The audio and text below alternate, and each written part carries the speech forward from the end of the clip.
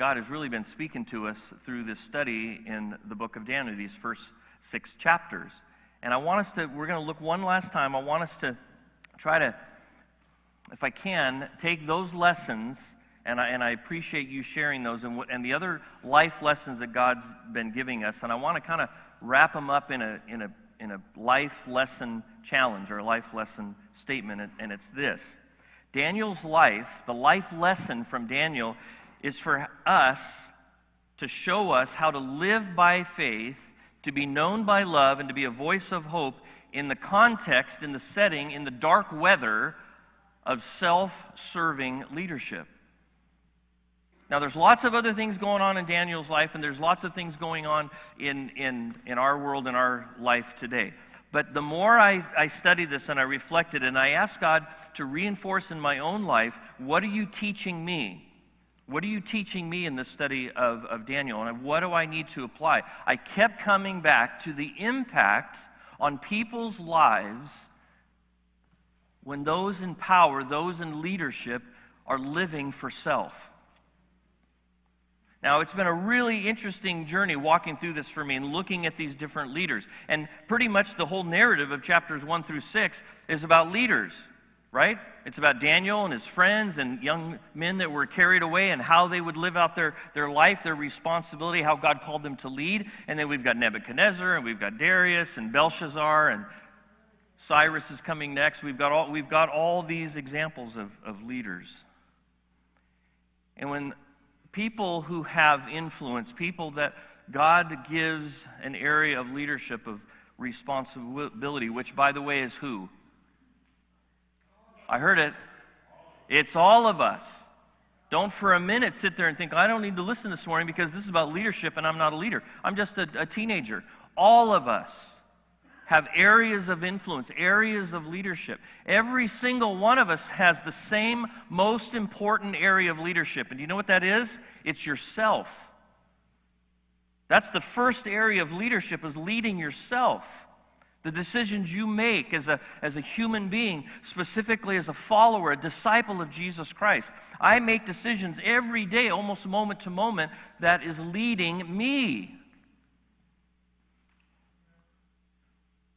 The chaos, the pain, the suffering, from the pit of lions to the furnace to, boy, we're just getting the impact on a few people in this narrative. But think about the impact on all the people under the influence, under the leadership, the rule of these leaders, of Nebuchadnezzar and this morning Darius.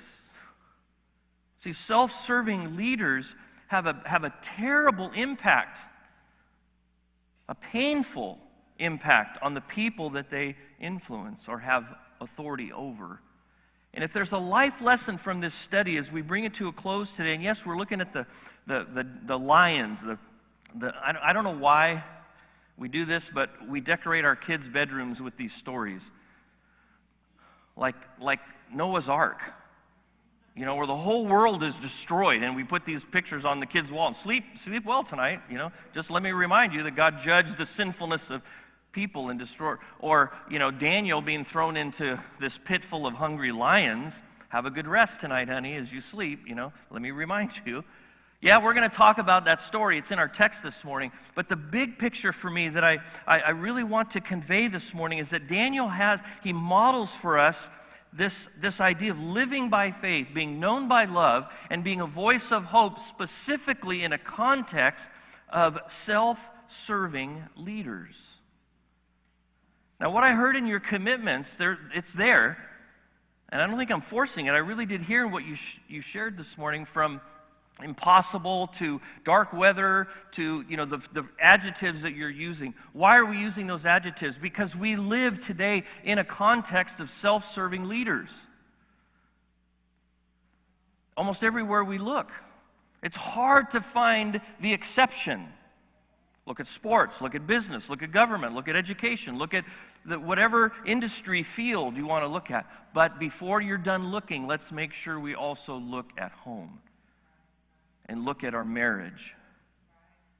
And look at our parenting. You with me? I know it doesn't feel so good. It's easy for me. I could complain to you all day long about examples of bad leadership in our world. All day long. I got lots of fuel for that fire. But don't I also need to look here? What kind of dad am I? What kind of father am I? What kind of friend, husband? Yeah, maybe we should start there, huh? The life lesson from Daniel and his friends, this whole narrative that we're given, that Daniel gives us in his book before he shifts to looking to the future and God's plans for this world, 1 through 6, is really this idea of what does it look like? How can I, Curt Pearson, in 2022 in Northern California, how do I live by faith, be known by love, and be a voice of hope in a context, in an atmosphere, in a setting where I'm surrounded by, my life is being impacted by, right, self-serving leaders. Much of the dark weather, as you put it, or the impossibility is the fallout. It's the shrapnel of self-serving leaders, the decisions that leaders make. And when they are living for self, when they are living for their own gain, their own benefit, which, have you seen that in the narrative of Daniel as we walk through it? Anybody read chapter 6 ahead of time? Do you see it here in chapter 6? Look at verse 1. It pleased Darius, the ruler, the ultimate ruler,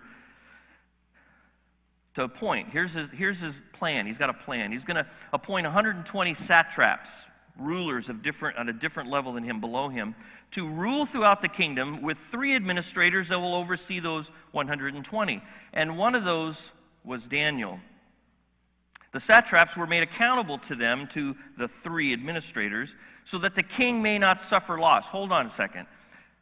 The king recognizes something, doesn't he? He recognizes that there is self-serving leadership even in his own kingdom, and he needs to do something. The self-serving leader needs to do something to protect his interests from the other self-serving leaders around him. Do we ever see that in our government? Is there a reason why we have checks and balances? They were made accountable. The satraps were made accountable so the king wouldn't suffer loss. Now, Daniel so distinguished himself, he literally stood out among the administrators and the satraps, the 3 and the 120. He so stood out by his exceptional qualities, or his exceptional spirit, his exceptional attitude, that the king his plan was to set him over the whole kingdom. Now, he must have talked about this. It must have been more than just in his thinking, because people seem to know this and they respond to it.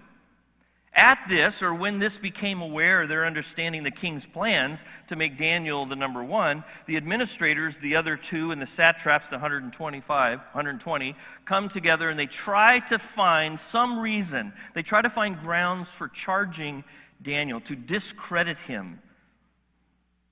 Why don't they want him to be over them? Because they're self-serving leaders and Daniel is not. And this is going to mess up everything. And so they get together and they begin to plan, and they say, okay, we got to find something. We got to figure out how to discredit him in his conduct of government affairs, in his leadership. But they're unable to do so. They couldn't find anything. Let's have a congressional committee. Let's investigate. Let's see. No, nothing. Okay. Let's have a confirmation hearing. No, nothing bad came out. They could find no corruption in him because there was none there. Right? That's what it says. They could find no corruption in him because he wasn't. In fact, he was trustworthy, and he was neither corrupt nor negligent. So finally the men say, well, we're never going to find any basis for charges against this man in this direction. Who he is, his character, his leadership. So what we need to do, we need to look for something in the law of his God, or how he follows his God, or how he lives, worships his God. His relationship with God. That's where we got to turn. We got to figure out some way to use how he's living out his faith against him. And so they went as a group to the king. They come up with a plan. You've read this, right? Many of you have. They come up with this plan, and they go to the king, and they butter him up. Do we say that anymore? I'm looking at younger people. You're laughing. No. Just shake your head. I can wear the humiliation. Okay. Yeah. Oh, my goodness. Okay, so we don't say, I don't know what we say when you want to try to get somebody on your side. No? Okay. Maybe we just do it directly. Just, hey, can I have $20? They try to butter, I won't say that. They try to compliment him, make him feel good about himself. They what? Flatter. There you go. I'll just lead with that next time. They flatter him. They go, "Oh, king, live forever." The royal administrators, the prefects, the satraps, the advisors, the governors, we all are of one mind. We all agree that the king should issue an edict and enforce the decree. And here's what we want you to sign into law. You ready? You ready, king? That anyone who prays to any god or any man during the next 30 days, except to you, O king, shall be thrown into the lion's den. Hey, I kind of like that, yeah. You guys think that I'm worthy of that? Yes. You think everybody should pray to me? Everybody should come to me? Everybody should worship me for 30? Yeah. Okay, I don't see a downside to this. Yeah, let's do it. So the king issues the decree, and he puts it in writing so that it cannot be altered in accordance with the laws of the Medes and the Persians, which cannot be repealed. It cannot be undone. The Supreme Court cannot unpack it. So King Darius put the decree in writing. If the life lesson from Daniel, let me pause there. If the life lesson from Daniel is what it looks like to live by faith, be known by love, and to be a voice of hope in a context of self-serving leadership, here's the challenge. And I heard it in what you guys shared this morning, which was so affirming. How do we find our voice of hope? How do I find my voice? Now, here's the truth. All of you have a voice. We all have a voice. You say, "Well, I don't have a lot of followers." No, I'm not talking about that. I'm not talking about the scope, but all of us have a voice. We all have what we are known for, what we talk about, what we love, what we're excited about, what we have on social media. All those pieces put together, you have a voice. You might be surprised at how much people around you, close and far, understand what's important to you, what you value. So how do we identify that? But more specifically, more importantly, how do I find my voice of hope? Because it's been through the whole book, but even in this first part of chapter 6, it's evident again. Daniel's living in incredibly challenging circumstances, time, and yet he is known for something. And the more the layers are peeled away, the more people dig deeper, it just reinforces something that's true about Daniel. And so he has this voice. He has a voice of hope. And I call it a voice of hope because all the contrasting voices around him are the exact opposite. It's all about me. It's all about self. It's all about what's good for me. It's all about what I want. It's all about getting... Do you hear those voices today? We phrase them differently. I'm a child of the 60s and 70s, and so, if it feels good, do it. That was right? I mean, it changes. Anybody remember Miller time? Yeah, we got, boy. We changed the wording, but it's all the same thing, isn't it? The predominant voices in our world, in our culture, and it's always been this way, is all about me. It's all about me.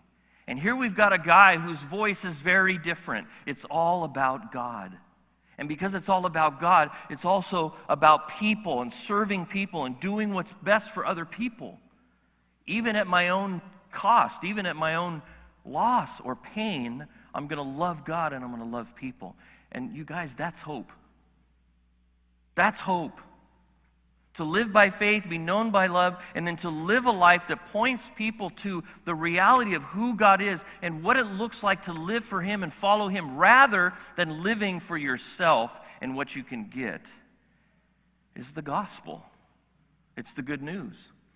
It's a voice of hope. And Daniel has this powerful voice of hope. In a set of circumstances, here's the power for me, is I can look at my own circumstances and go, poor me. Poor me. How come it can't be like it used to be? How come it, now you young people, but old people, the old days, the good old days. The 70s, me on my bike, riding Ansel Hoffman Park along the river with my friends and just all day long now what a great time. Why can't it just be like the good old days? Look at it's like today. Look at our economy. Look at our health.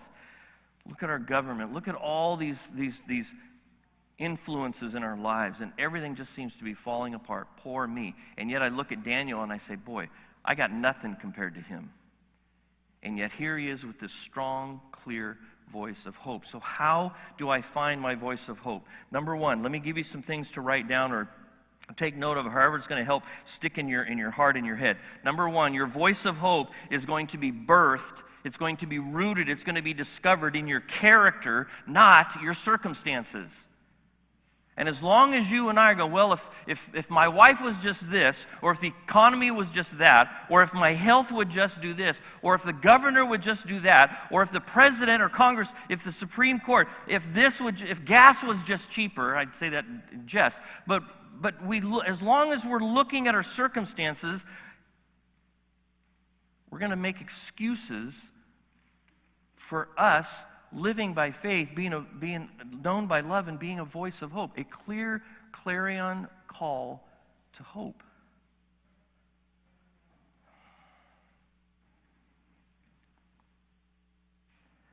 We have to move past our focus on our circumstances and focus on our character. Who am I? What choices am I making? Particularly, what are the choices that I'm making when nobody's watching? Now, this is going to come back into this narrative, isn't it? You know the story? What are the choices that I make when people are watching? But what about the choices that I make when nobody's watching? See, we're good. We're good at putting on appearances. An image seems to be everything these days, right? Appearance seems to be what really matters. We're pretty good at putting on an image until that image cracks and people begin to dig and they get close and they look underneath the image and they find, ooh. You remember Jesus telling the Pharisees, you're like a tomb. Like if you go to a cemetery and you've got this big white marble and you've got these monuments to people's lives and it's just beautiful. And the grass is green and there's flowers and it looks really good. But then when you walk in and you open up that casket, what do you find inside? Yeah, let's not talk about it, right? Do you remember Jesus telling the Pharisees that? You're good at this outward appearance thing, but when we peel it back, so let's peel back Daniel. Let's peel back the image. Let's go beyond just the position and the authority he has. And what did we find? What did they find? Character, right? Above reproach. He's the real deal. What would God do right now, right here in our world, if his disciples, if us, as followers of Jesus, were the real deal? I'm not talking about all the things we think we need to have to influence society. What if we were just the real deal? No matter what people peeled away, Sunday morning, Wednesday afternoon, Saturday night, whatever they peeled away, whatever we're watching on TV, whatever we're talking about, whatever we're reading, whatever we're dreaming about, whatever we're saying to our husband or wife, or however we're interacting with our kids or our neighbor, no matter how much they peeled away, they got the same thing. What if we were the real deal? Also, I don't know, but I'll say this. How many thousands of years later we're still reading and studying about this man named Daniel? And you shared this morning, he's still impacting your life. God's using him to impact our lives today simply because he was the real deal. You want a voice of hope? You want to be an influence in this world? Then focus on your character. Focus on what kind of man or woman or teenager or young person you are. The choices that you're making when no one is watching. And yes, the choices you're making when everyone is watching. Our voice of hope is birthed in character, not circumstances. Here's my second thought. Our voice, your voice, my voice of hope is going to be amplified in suffering. Sorry, bad news, but it's the truth. If there's all kinds of, if life's good and everybody's woohoo and, and the economy's great and health is good and families are solid and marriages are just intimate and, man, life is just good. But what about when it's not? What about when everything feels like it's falling apart? Then a voice of hope. It's like light in darkness. It's like turning up the stereo. You know who I listened to yesterday? Anybody want to know on my record player? You want to know? Tom Jones. Anybody? Tom Jones. And I blasted him. I blasted Tom Jones. And it's like that. And so the neighbors heard my voice of hope. They heard, Tom Jones. But it's like when it's painful and tough and challenging, like Daniel's day, like our day, and your character is being what God wants, He's shaping it and conforming you and I to the image of Jesus. And every decision matters. That's where our focus is at. And it gets dark, it gets challenging. Your voice, my voice becomes amplified. Now, I'm not praying for pain and I'm not praying for persecution, but let's not miss the reality that all of human history, all of God's history teaches us that it's in the pain and the suffering that the voices of hope sound out the loudest. Again, I don't wish pain and persecution and problems and pain, but maybe we just need, and me included, need to get reoriented to why I am here. And if God says, I'm going to plant you and give you breath and life in 2022 in California, you're going to have pain, you're going to have suffering, it's going to hurt, it's going to be tough. But I'm doing that, I'm putting you there so that you would be my voice of hope. That there would be this clear message that rings from your life, your choices, your attitude, your decisions, in the suffering, in the pain. Our voice of hope is birthed in our character, not our circumstances. It is amplified in suffering. And number 3, our voice of hope will threaten other voices. So just be ready. We've gone through growing pains the last 30 or 40 years. I can say that, 40 years, yeah. The last 40 years of being on staff at a local church, things have really changed. And we've gone through these growing pains of, hey, everybody should listen to us. Everybody should agree with us. Everybody should love Jesus. Our government should. Our neighbors should. Our boss should.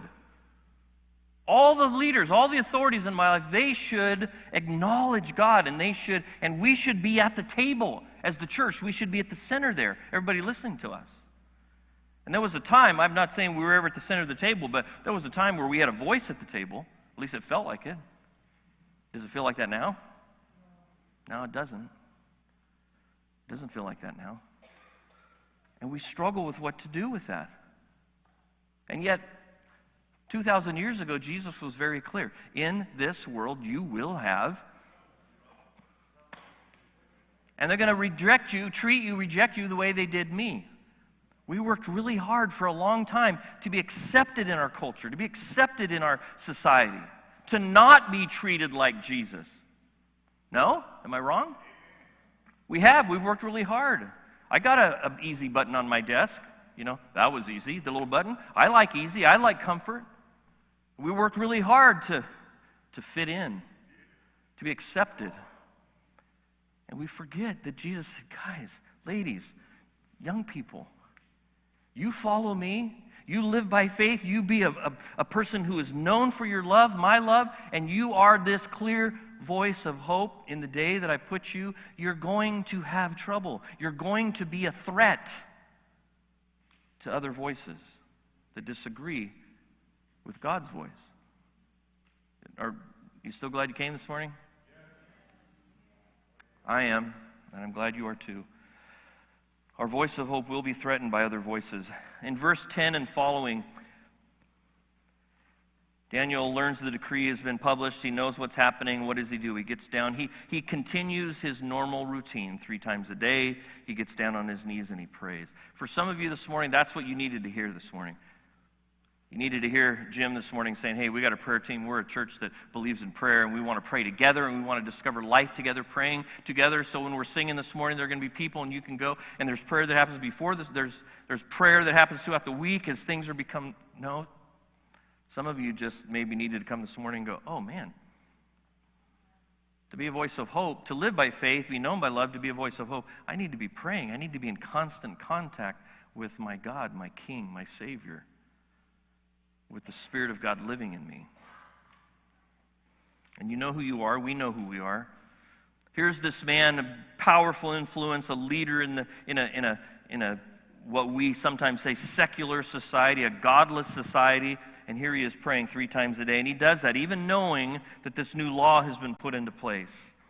And he does just, here's the phrase that we need to capture. He did just as he did before. There's a lesson there.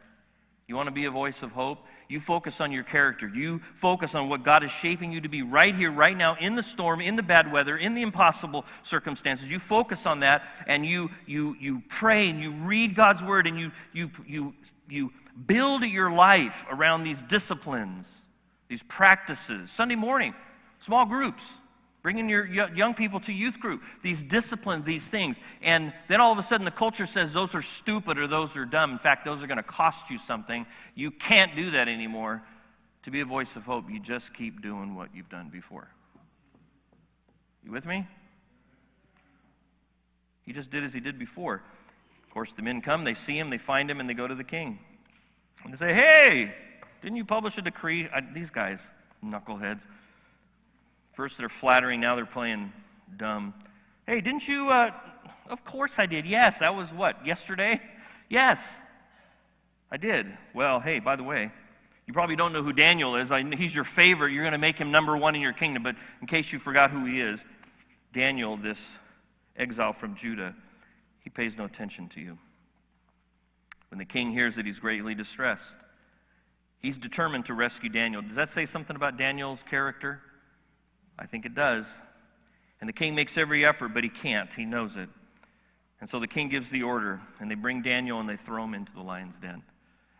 There's not clarity on what this looks like. There's a couple different things it could be, but all we need to know is that it's an area that restrains the lions from leaving, and they're purposely not fed regularly so that they're hungry. Lions aren't typically pleasure killers. They don't like to sometimes want to go crazy. I've had some experiences in Africa. I've had some up-close ones with them. They're not typically, just pleasure killers or kill for spite. They kill for one reason. You know what it is? They're food. Yeah, food. They're hungry. And you and I are chicken nuggets. That's just the reality, that when they see you, they see a big, and me. I've been within 5 feet of a lion in the wild, just laying there, who's already eaten, a female who's already eaten, and she just laid there and looked at me, and she was kind of warm, and she was panting because she's digesting. She could care less about me. Now, if she had not eaten for several days, you would have been having a different celebration, for me not coming home.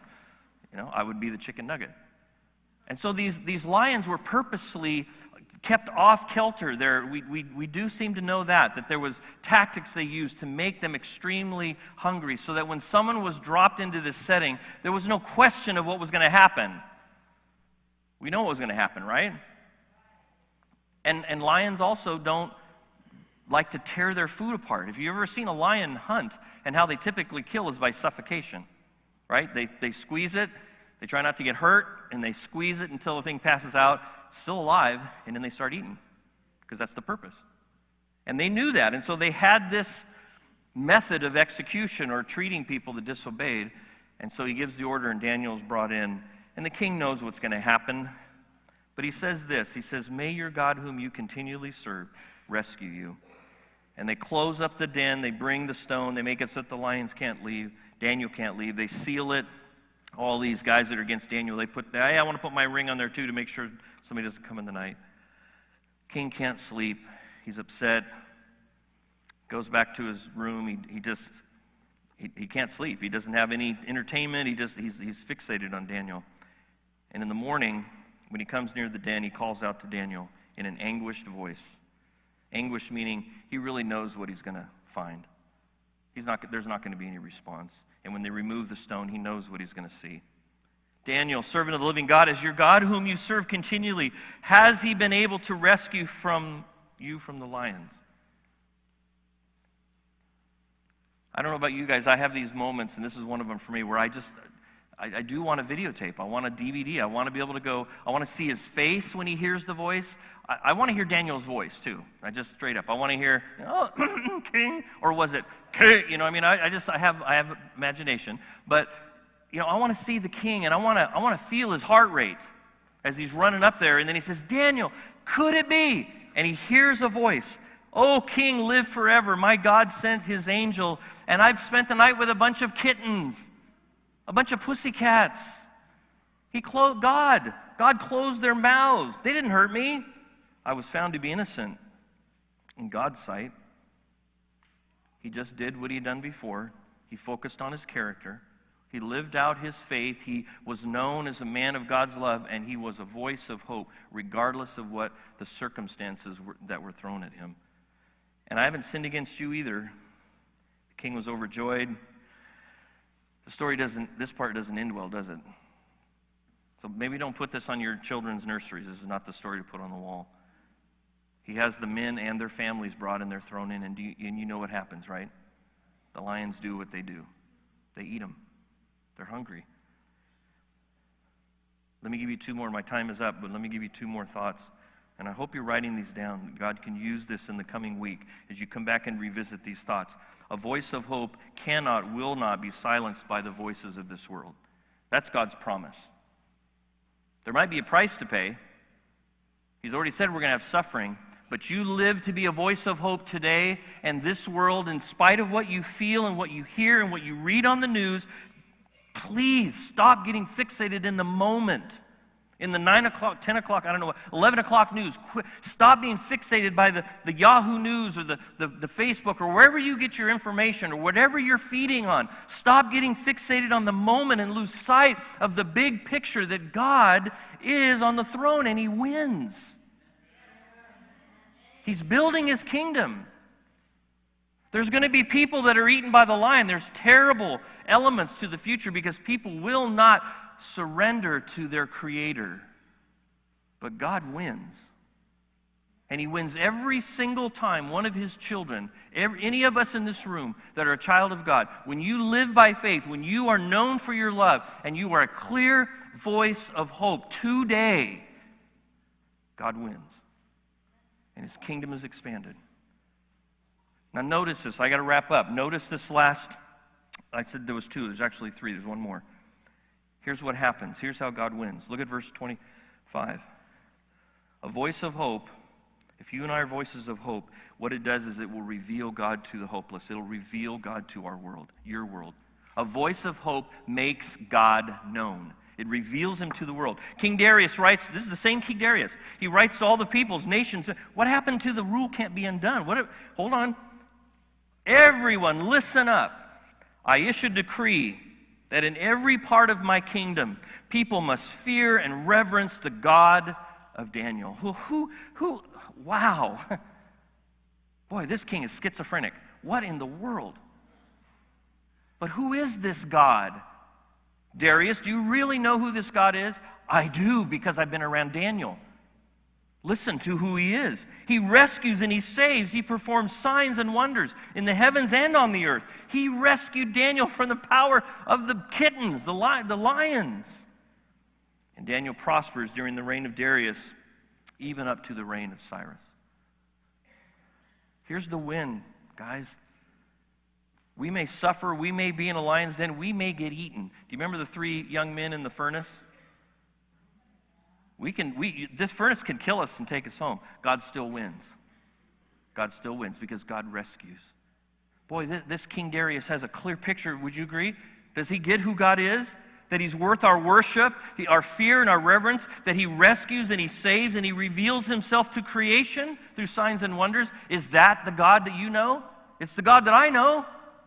That He rescues and He saves, and that's what the hopeless need to see.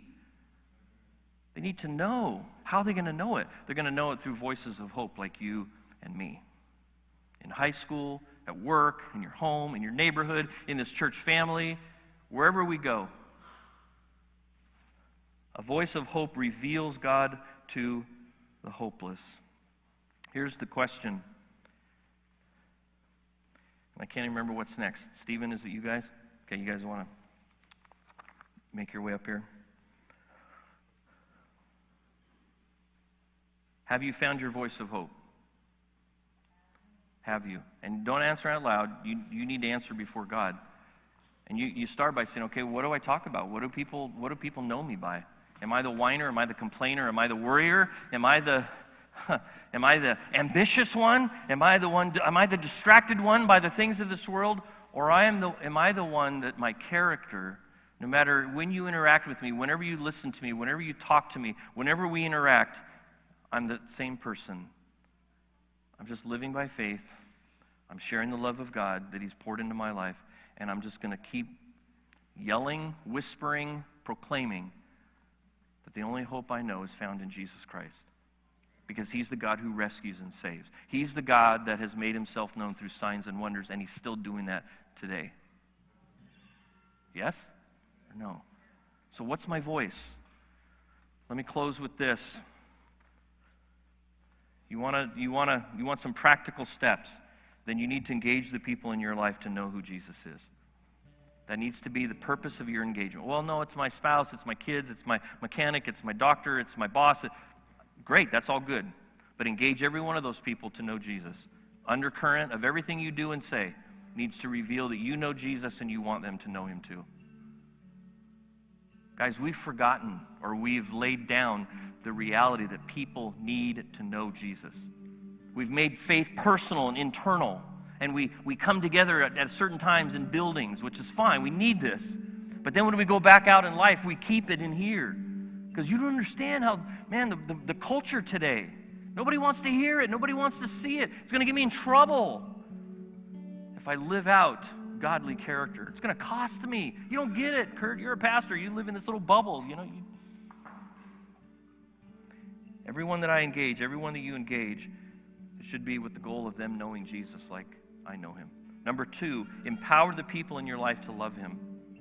Speak truth. Speak identity into people's lives. That means speaking truth into the lost and to those who are confused and those who are angry. Yes? The cross is a scandal. The gospel is hard. There's hard truth in it, that I'm a sinner and I'm lost without Jesus. Speak identity into people's lives. Empower them to love him. Equip the people in your life to obey him. Again, speak truth. Speak the word of God. Guys, can we please stop sharing?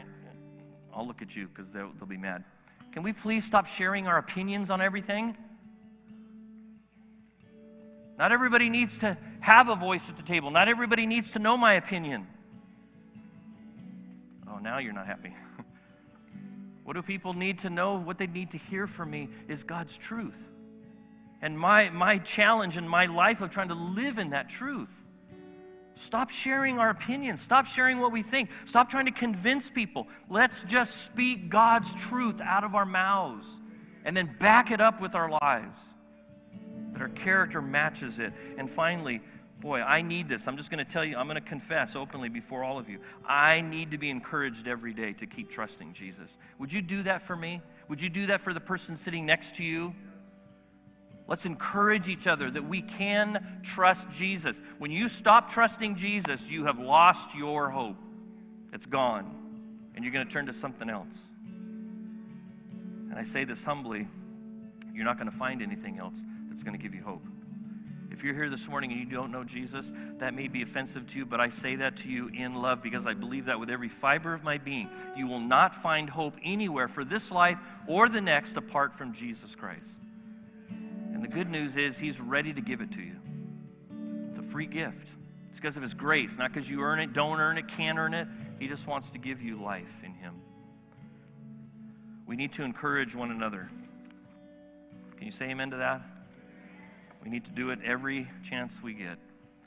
If we do that, if we engage, we empower, we equip, and we encourage, you will be amazed at how you change, how much more you begin to look like Jesus Christ, and how loud and clear your voice of hope will become. And God wins. Amen.